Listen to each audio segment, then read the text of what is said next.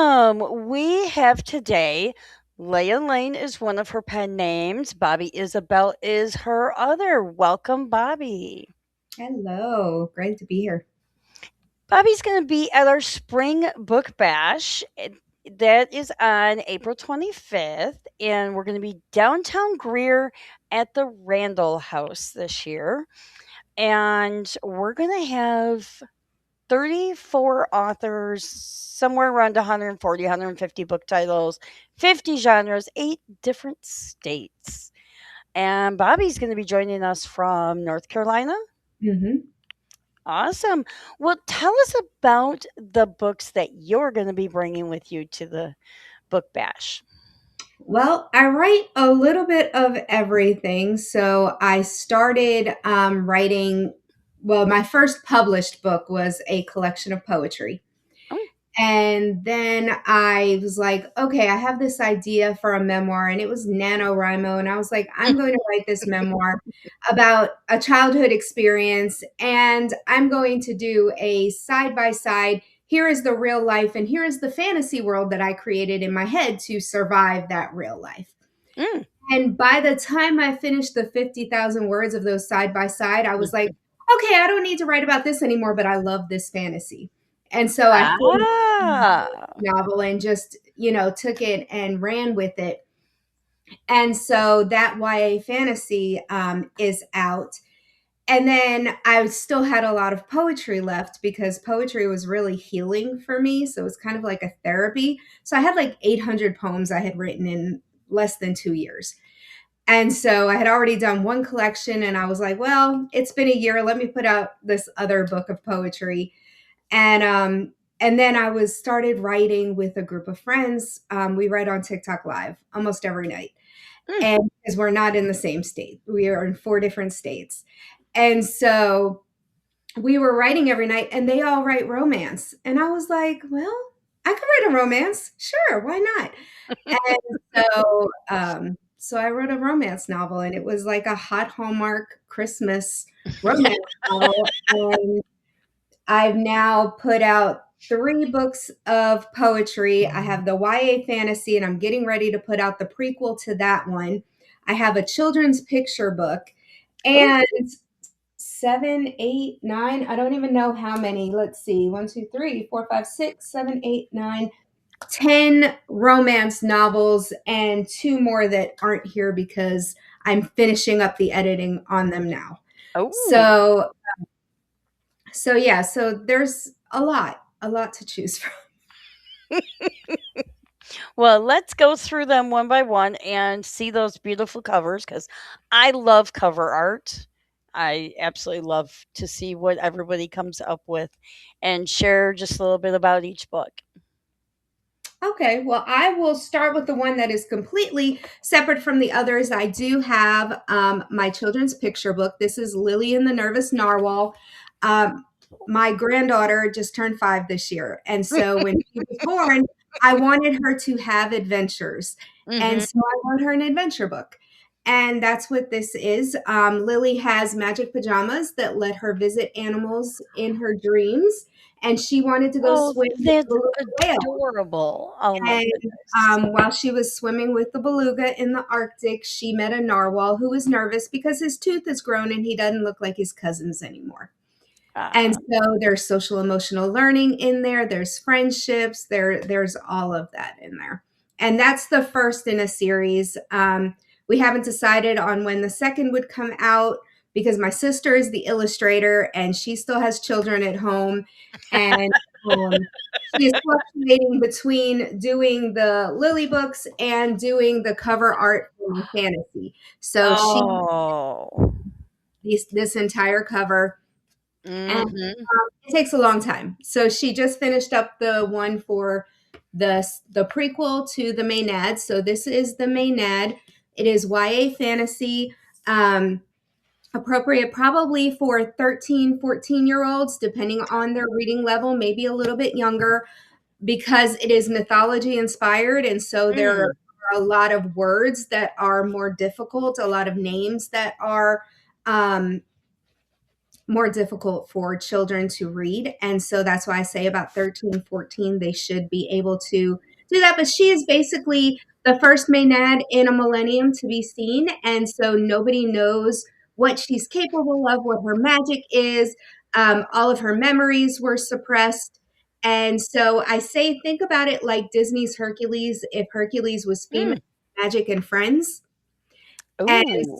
so that's kind of what this is. She has to go find somebody older and wiser who knew the previous Maynard a millennium ago to try to help her kind of hone her magic before she destroys everything at the same time that she needs to kind of save her people. Mm. And so on Mother's Day, I am putting out the prequel, which is the Maynard's origin story from the Mm. perspective. Oh. So that's a little bit more. I mean, there's nothing explicit in it, but it Mhm. more adult themes. And so Mhm. while I still say that it is linguistically appropriate, it it might be a little bit too adult themed for Mhm. younger children. Definitely high school. High school would be fine, but that I was a high school teacher for a long time. They read plenty of things that. That they shouldn't. It's fine. There's nothing explicit. I think the most I do there's a kiss in there, so it's Ooh. not you know. Yeah. And then I have my poetry book. So this first one here is called "When Can We Be Soft? Poems of Female Resilience." This is basically about being a woman in society that wants us to be strong and yet feminine, but never gives us a chance to be soft. Mm. All of the expectations that are put on us, and how do we work through that, and how do we live through that? And then after I put that one out, this was my second one. It's called Untethered Love. And this is all of the different ways that we can feel love, including self love, if we can Mm. work through all this shit. So, Work yeah, through the first one so you can feel the second one. exactly. So there's Love it. love of children, love of nature, but there's also self love in there as well. And then the third one I just put out this year because after I put out both of those, I still had like 500 poems left. And I was Wow. like, you know what? Let me just what the poet ordered. So this is 365 plus a couple extra short form poems for all occasions. It is dated. The dates mean nothing except that if you wanted to read one a day, you could Oh. start and make your way through. There is an index at the back that lists the topics, and then I put what dates went with those Mm. topics. Mhm. So, if you're looking for something related to uh, life with cats, there are dates that are poems that are just related to cats. Things about, sorry, poems about nostalgia, Mm. they are listed and they are dated there as well. And so this was just a fun one. They're really short Mhm. poems, lots of haiku in there. And then I might as well go through them kind of in order. Not exactly, because they kind of go together. But so this was my very first romance novel. I'm like, where's my camera? My very first romance novel. This is the new cover. So it originally had a different cover. Mhm. But I did this one to match the other ones because as I went through my progression of writing romance, my covers became more cartoon. And I was like, it should probably match the one that comes Mhm. after this. So Carol's Christmas Awakening is a reimagining of A Christmas Carol, Mm. hot Hallmark style. So it's everything you want from Hallmark, but with the spice. And she owns a floral shop. He works at the pop-up Christmas tree shop and the Of Ghost of Christmas course. Play matchmaker. So that was a fun one. They both have assistants in the book, and that became Clarissa and the Wallflower. So Clarissa is a floral assistant by day, dominatrix by night, and teaches Mark back there that he has a praise kink. Because why not? All of my female main characters are plus size or mid size. They're all over 26. Mm. So we have adults doing very adult things. And Imagine that. yeah, like I said, we write on TikTok Live a lot, and I was scrolling one day, and a book talker was on there, not complaining, but asking for why there aren't more uniformed men or uniformed male main characters that aren't police or military, right? Other people wear uniforms as well. Why can't we get a book with other uniforms that aren't police or military? And so I wrote a book about a mailman, and Ah, it's called You've Got Book Mail. And so I love it. Cassandra is a reclusive author in a small town, and nobody has seen her for a year. And the mailman finally gets tired of just dropping things off on the porch because people back in town are talking about this person who bought this big house and lives back in the cut, and nobody has seen her. And they're all like, she even has her like her groceries delivered. Who does that? Right? Because small towns, that's how small towns are. Yep. And so he knocks on the door and interrupts her during a very spicy scene that she is writing. And he proceeds to knock on the door almost every day. And it is always during a spicy scene. And so while you're reading this book, you get snippets of the book that she's writing.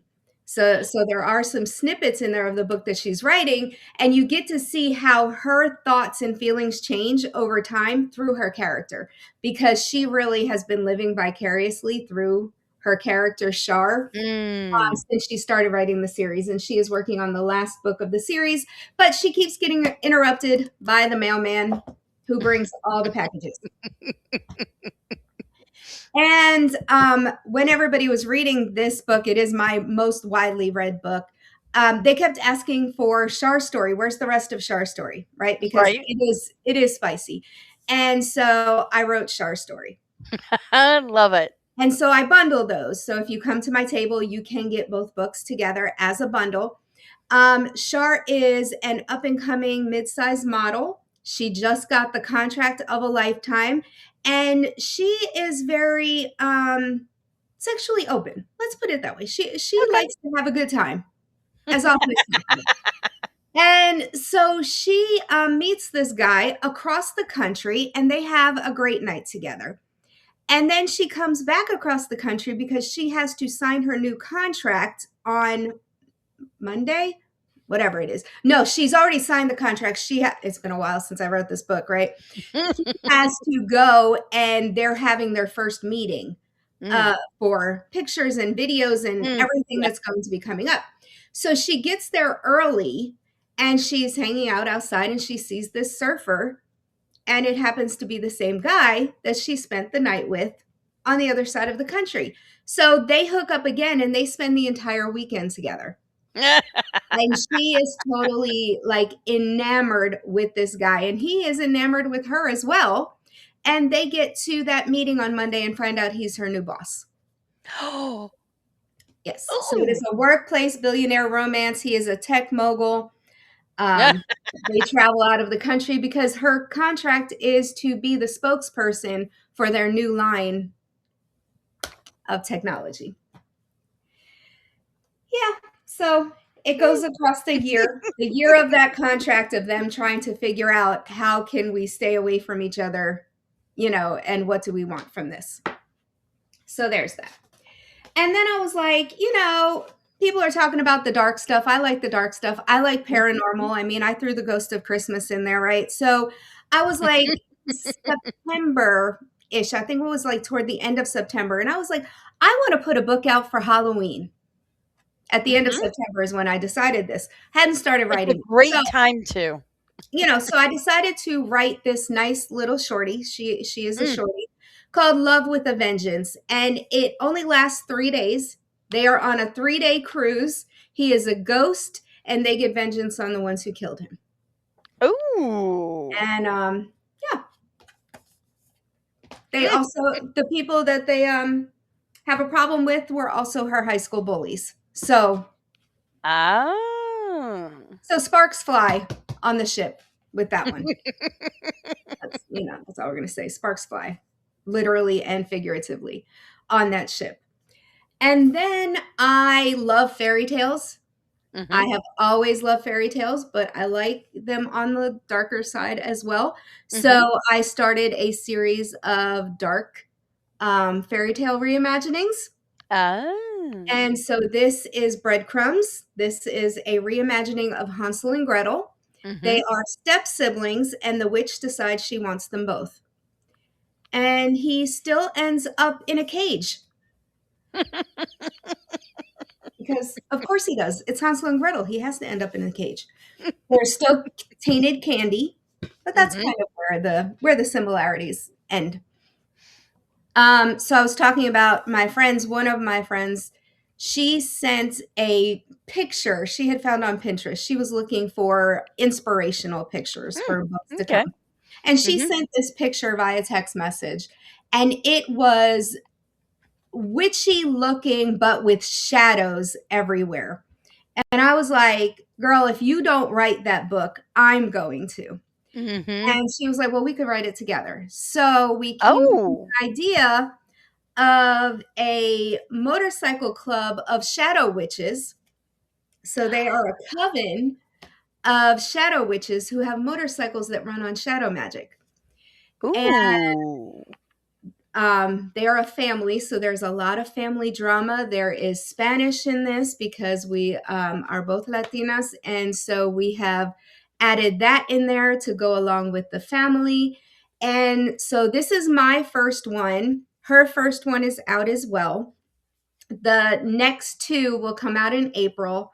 And then the two after that in October again. This came out on October 13th. And then after that, April again. And that will finish off the series. So there will be 8 books in total. But my Hmm. first one is Josefina. They do not have to be read in order, but we do suggest if you're going to read the series to start with this one just because I give a lot more of the backstory. Because Ah. Yeah. Josefina doesn't know she's a witch. She doesn't know Oh. the coven exists because her father, the magic travels down through the feminine line. So the women are the ones who have magic, and her father feels some kind of way, so he moves away and marries another woman, and he pretends that magic doesn't exist. So she grew up believing that magic didn't exist until she is selling candles at the Renaissance fair, and the hot Mm. professor from her college walks into her tent, and all of the shadows converge on him because they're attracted to the demon that's inside of him. So she finds out that Oh. she has magic. She meets the coven. She has to move to another state to figure out, what is happening, why her magic is coming in, because it's supposed to come in at 15 and she is 28. Oh. So, yeah. So there, like I said, lots of family drama Yeah. that because there are reasons why her Mhm. magic hasn't come. And then again with my friends, we decided because we're crazy, we were going to put out seasonal anthologies. And so over the last year and a half, we put out seasonal anthologies called Cole County. And in December, we took down Cole County. And so I am releasing or re releasing all of my stories. I have expanded them because if you know anything about anthologies, you only have a certain amount of Yep. word count that you can work with. And there was still more story to tell. And so Ah. I am expanding them and re-releasing them. I am doing a quick release here in February. So 4 of them will be out before I even come to Greer. And Nice. so Waiting for You is, so these are all small town, um, cozy romance, Mm. cozy yet spicy is what I advertise them as is cozy yet spicy. So Waiting for You was the fall story, and it is a second chance romance. They were sweethearts, friends. Back when they were 14 or 15, they had their first kiss together. They got caught and she got sent away. And Ooh. he doesn't see her for 20 years, but he has been carrying the torch for her for 20 years. And he is an absolute sweetheart of a man. Mm. Um, and so when she comes back into town to move into her grandmother's house after her grandmother and her mother both die and her marriage falls apart, he is standing there waiting and ready to help her put the house together and open a B&B. Like it's just they're so sweet. Um and so that was book 1. Book 2 is Living for You. This is his father Mm. and the younger woman who comes to be her assistant at the bed and breakfast. And they Ah. are complete opposites attract. Grumpy Sunshine. He calls her Pixie because she reminds him of Tinkerbell, the way she's dressed and everything, and because she's shorter. And so she calls him Cowpoke. They're a lot of fun. There's a lot of banter in that one. Also, some dark themes. She had been abused, and he beats the shit out of her abuser. So that's lovely. We appreciate that. There's also forced proximity. It is a snowed-in romance, Mm. so that happens as well. And then, so those two are out. Waiting for You and Living for You have released already. Trying for You releases next week. This one is a cowboy romance. Mm. This is the sister, the twin sister of the one in here, Mhm. of Jacob. He has a twin sister, and she is the person who has always followed expectations, Mhm. stayed home, stayed in town, took care of everybody. When her mother died, she, helped her father through his grief, took over the family store because he couldn't anymore. Like, she has done everything that was expected of her except care about her own needs. Mm. And so when her father, her brother falls in love and he is happy, and her father falls in love and he is happy, she's like, I don't want to be here. I want to Mhm. go see the world. And so she decides, she is offered an opportunity to go work on a traveling rodeo team. Mm. And she falls for the barn manager. So Mhm. basically, her supervisor is who she falls for, and he is a cowboy, and it is interracial romance. It is just a lot of fun, a lot of fun with this one. I really enjoyed this one. My alpha beta reader, she just sent me her notes on this one, and I think she literally highlighted almost every quote that was possible. That she's like, yeah, you can just use this one for advertising, use this one, use this one, use this one. Apparently there's a lot of good stuff in there. And then book 4 is the sister of the cowboy. Mm. Mhm. She wants to be a fashion designer, and so she is still in Cole County, and she meets a lumberjack at the lumberjack festival, and they get together. They're the no, so it's like opposite sides of the track Mhm. romance. Um, but I like them a lot. I just finished expanding their story, and that is the longest of the 5. Mm. I Okay. didn't think it was going to be, but it ended up being the longest of the 5, because I wanted she when it was in the anthology, she was in a fashion contest, but I Oh, didn't see okay. anything until the finale. So I wanted to go through that process of her being in the contest, and Mm. I mentioned his childhood trauma and his backstory, but I didn't expand on it because, again, anthologies, you only have so many Yep. pages. And so I wanted to go back and do that. And so it has been extended, and it's like 50,000 words or so. All the rest of them are 45. I am in the process of doing my read through and deciding what I'm going to add to book 5. That will probably be the shortest one, but Mhm. also with the biggest age gap. She is older, he is younger. Oh. And so I do have a couple of reverse age gaps. Carol's Christmas Awakening, she's like 10 years older than he is. You've got Book Mail, she's about 10, 12 years older than he is. Um, Living for You, he's 50, she's 26. Ooh. And in Yearning for You, she's 48 and he is 36, I think. Mm. So 12 years difference in that. That one comes that one won't come out until December. Ah, So, so we got a little bit of a wait. a little bit of a wait for that one, but they will be bundled together. I may have a couple copies of that book 5 and offer a bundle, Oh. at my table, first come, first serve, where you can Mhm. get all 5 of the set. But they won't be available on Amazon or anywhere else. Book 5 will not be available until December because it is currently in an anthology. Yeah. So yeah, so until it comes out of the anthology, I can't officially release Mhm. it, but I might just have a couple of copies in a tied up You tied never up bundle know. tied up bundle, just maybe. I make no promises, but, if you come early, you might have a chance to get 5 of them, but I won't be selling book 5 separately. I will have Okay, copies of the other to sell separately, but book 5 would only be available in those bundles.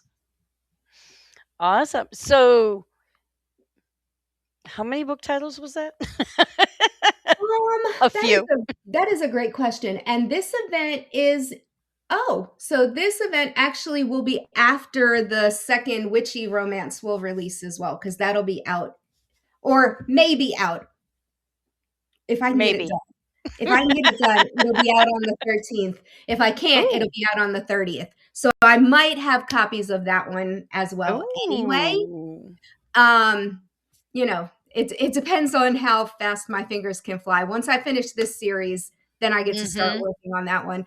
I am not the type of author who sits on a book for like 6, 8 months. The book has been done and we just sit on it. I can't No. do it. I No. can't do it. It if it's done, it's out. Because I'm sharing that series with one of my author besties, like we have some very specific, Mhm. deadlines and release dates that we want to go out, but we were both kind of afraid that we might be running late for that one, so we've set it for the 13th, but tentatively the 30th. Mhm. You know, Totally understand. just to give us that couple of weeks leeway. But even if it's the 30th, I mean, I have to have it uploaded before that, so I may have copies. Mm. Possibly. Possibly. So, you have all of these that you've done. You've Hmm. got a few that you've already said that you've got plans for. Is there any genre that you haven't written yet that you want to write? That I haven't written or I haven't released. Either. So I have always wanted to. One of my favorite genres is epistolary novels. I Mhm. love a good epistolary. My favorite book of all time is A Woman of Independent Means. Mhm. I don't know if you remember that book or you've read that book. It was a mini series back in the late 80s, It sounds or familiar, so I 80s. probably have. But so it was told completely in letters and telegrams, was pretty much how that story was told. And it was almost Mhm. completely in the point of view of the female main character. So her correspondence with other people. And for anybody watching, if you don't know what an epistolary novel is, it is literally correspondence. So it is letters, emails, text messages, anything that you can send to somebody that isn't direct dialogue. So Mhm. there's no narration most of the time. It is just through those means of communication. And so I've always wanted to write one of those. So I have a partially written thriller. Ooh. Yeah, about I don't want to call her a female serial killer, but she just might be. I haven't finished it, and I'm sure that by the time I finish it, she probably will be. But anyway, she has been at home. She was locked away for quite a while as a child. And then she has pretty much been reclusive and stuck to her family home for years. And so the only person that she really has any interaction with is her caretaker Mhm. and her therapist. And she only knows her therapist via video chat.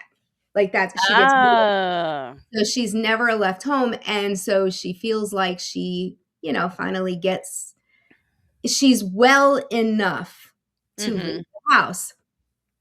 And so it's all about her still keeping in communication with her therapist while she goes on a world cruise because, just going somewhere in her neighborhood for a little while isn't enough. She's like, I may only be able to do this once. So I'm going to Hey. do, you know, and her idea that, being on a cruise keeps me contained and confined. Ah. Forget about the thousands of other people who are also on said cruise, but fine. It's fine. Contained, confined, sure. Um, so yeah, so it's probably about half written. I Mhm. again, I am terrible about some things. I don't write chaotically, but I am definitely a pantser. Okay, I was gonna It's ask the what your process ADHD in was. me. I am a pantser, and I made the mistake of having an idea of how that book would end, and so I wrote the ending, and now my brain won't let me go back and finish the in between because I'm like, "The book's already written. It's already written." Like, I don't Oh. so, like I said, it is mostly written, but it's not done, but I love it, and one of these days, I will go back and I will finish it. But yeah, so that's an epistolary novel is definitely the one that I want to finish and put out. Um, Mhm. other than that, I don't know. I don't know if there's something else that like I don't think I can keep all the strings together for a mystery. Like there's Mm, too many strings to keep together. yeah. If it were a true thriller and I had to, line all those things up, I don't know that because I'm such a pantser, like, Mm. I don't know if I could keep all of that straight without having to do a million rewrites, which my brain doesn't like. So, you know, um, so yeah, I don't know. And I don't want to do all the research necessary for a historical novel. Mm, But if it's a historical romance, it has to be something that I'm already well versed in that I don't yeah. have to do a ton of research for. But I would rather write fantasy and just make it all up. Yeah, that's true. Or paranormal and just make up a new world rather than Mhm. trying to, figure out the historical aspects of it. So yeah, so I don't know if there's another genre out there that I'm just like, oh yeah, I want to. Nah. So, what is your day job, or is writing your day job? From chalk star to rock star, I am a teacher by day. That's what I do. I teach the children, or for the last 3 weeks, I test the children because that's pretty much what I've been doing. But yeah, Ah, no, I've been an educator for 20 years now. mhm. Yeah, so that's what I do. What subject and what age ranges do you teach? Do I teach or have I teach? Have I taught? Have I teached? Mm. It's been a long day. I've been at this for like I 13 love it. hours today. Um, so I have taught every level. At this point, I have worked at every level, so K-12. Mhm. I'm currently in an elementary school teaching ESL, so English as a second language, but I started off in Ooh. high school teaching Spanish. I have taught high school English. I have taught speech communications. I have been a teacher coach. I have been an instructional coach. I have done the administrative work. I've pretty much done it all.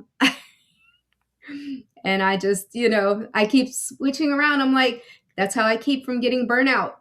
Ah. When I can't do it with the kids anymore, I'm like, okay, let me go work with the adults. And then when the adults make me crazy, let me go back and work with the kids.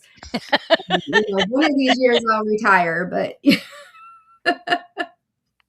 maybe So if the book gods are good to me, I will be able to afford to retire. you know, one of these years. that would be awesome. Oh man, so good. So, do you have any specific influences that go into your writings? Do you have a muse or something that inspires you when you write? I don't know that anything necessarily inspires me. I have dealt with my own trauma. I have dealt with my own struggles. I have known a lot of people and listened to a lot of stories. And so, for most of my characters, especially in my romance, like it may be cozy, but there's nothing fluffy about it. There's always going to be some kind of stressor or struggle Mhm. or trauma that they're dealing with in some way, shape, or form. Just because I think that for most people that is real, Yeah. but the hope is that the HEA isn't just the couple getting together, it is the fact Mhm. that these characters grow and thrive and love, Mhm. regardless of all of this other stuff that they're dealing with. And so I think that, even in my fantasies, that's kind of that same fantasy paranormal, it doesn't matter, that there is something that has hurt them or held them back or kept them, Mhm. captive, even in their own minds, and they have had to find a way to work through it, either by themselves or with this other person, or in order to be the best person for that person. you know Mhm. they've had to work through that. And so, yeah, that's kind of, my inspiration is just like everyday people. I want people to be able to relate to these Mhm. characters in some way, shape, or form. You might not look like them, you might not feel like them, you might not have had the same, you know, experiences that they've Mhm. had. But there should be something that you can pull in and pull Mhm.